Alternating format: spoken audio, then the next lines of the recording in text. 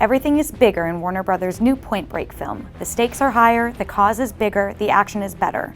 But for all that Erickson Core's remake looks to expand the world of Kathryn Bigelow's 1991 film of the same name, it is lacking in the heart and charm that made Point Break a beloved property. Luke Bracey stars as Johnny Utah, a motocross expert and YouTube sensation who gives up his life on the bike to become an FBI agent after a traumatic event happens to him.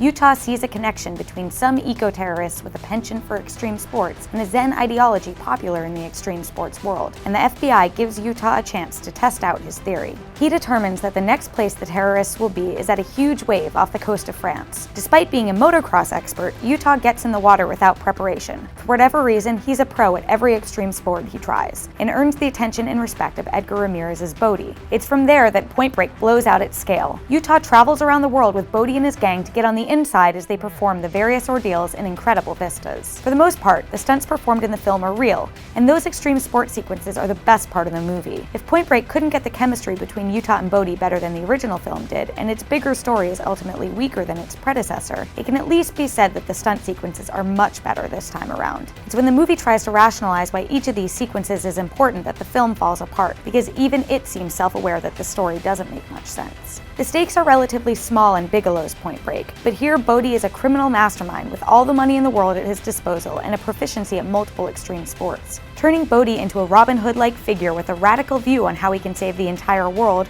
makes him ultimately come off as a nut job.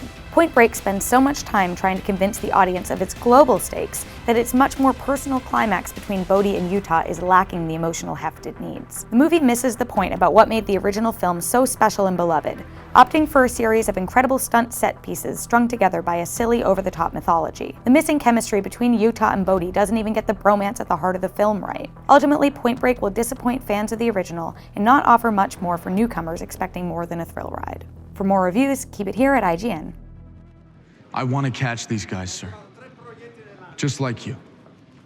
But they're not common criminals. They just don't see themselves that way. They've taken Ozaki's ideas to the extreme. They think they're crusaders with a worthy cause. They're more than willing to die for it.